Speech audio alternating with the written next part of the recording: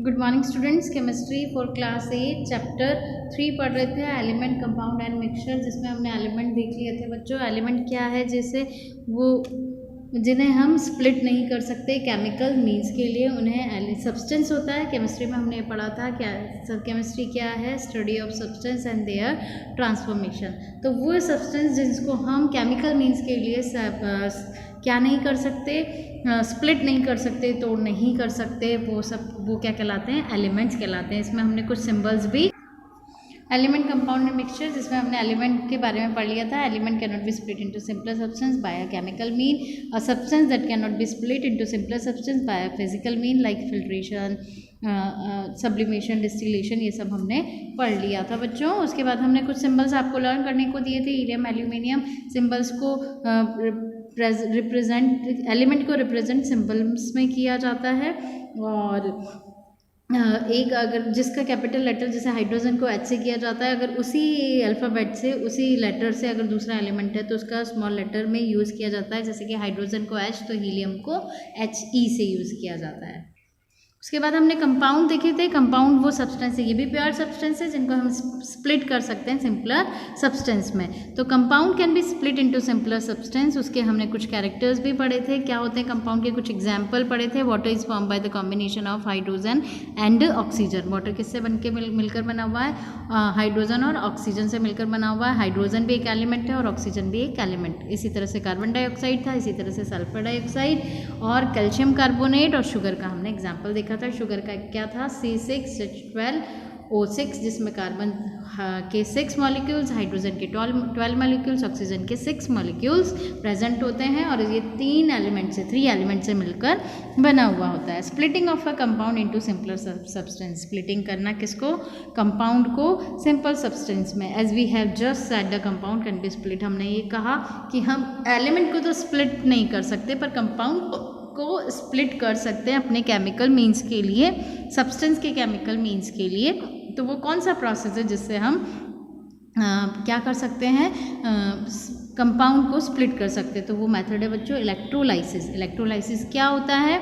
Electrolysis is the chemical decomposition brought about by passing an electric current through a liquid और a solution.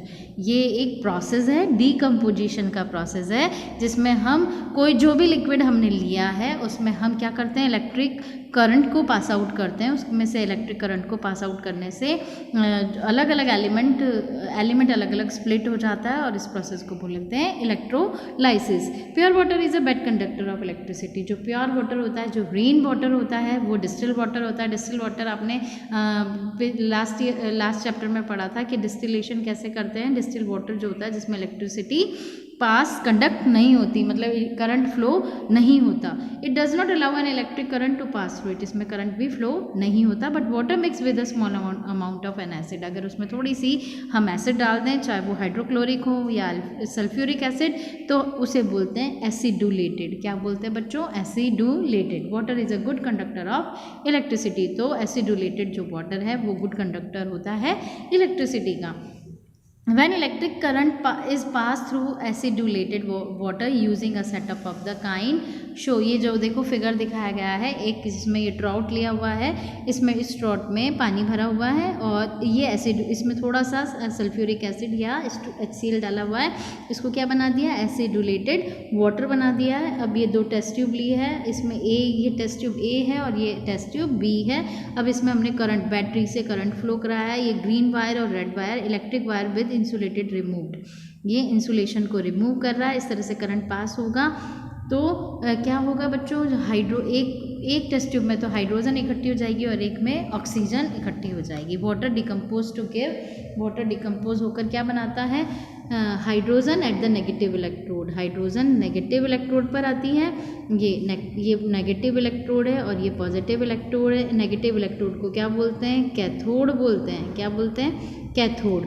और positive को क्या बोलते हैं? एनोड बोलते हैं। जहाँ माइनस है वो कैथोड है और जो प्लस है वो एनोड है। तो नेगेटिव इलेक्ट्रोड पर क्या आएगी? हाइड्रोजन, और ऑक्सीजन किस पर आएगी? पॉजिटिव इलेक्ट्रोड पर। इस तरह से ये जो प्रोसेस है ये क्या कहलाता है बच्चों? इलेक्ट्रोलाइसिस। उसके बाद थर्मल डिकम्पोजिशन से भी हम कंपाउंड को सेपरेट कर सकते हैं। क्या होता है थर्मल डिकम्पोजिशन? गर्म करके।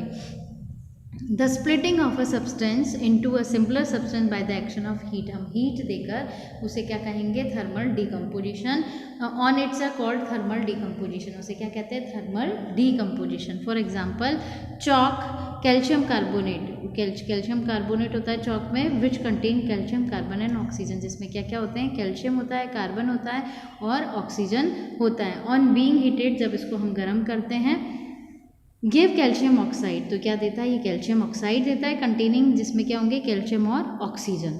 And carbon dioxide containing carbon, और क्या देगा, कैल्शियम ऑक्साइड के साथ ये जैसे कैल्शियम CaCO3 होता है बच्चों, कैल्शियम और कार्बोनेट CaCO3 गर्म किया तो कैल्शियम ऑक्साइड, और क्या बनेगा, कार्बन डाइऑक्साइड। कैल्शियम कार्बोनेट में क्या हीट किया तो CaO कैल्शियम ऑक्साइड और कार्बन डाइऑक्साइड CO2, तो both the product are simpler than calcium carbonate. ये जो कैल्शियम कार्बोनेट है चॉक है, उससे ये दोनों जो बने हैं वो सिंपल है। So the latter is a compound, ये कंपाउंड है और हमने ये भी कंपाउंड है पर इससे सिंपलर वे में हमने इसको हीट करके थर्मल डिकम्पोजिशन करके हमने क्या कर दिया, सेपरेट कर लिया।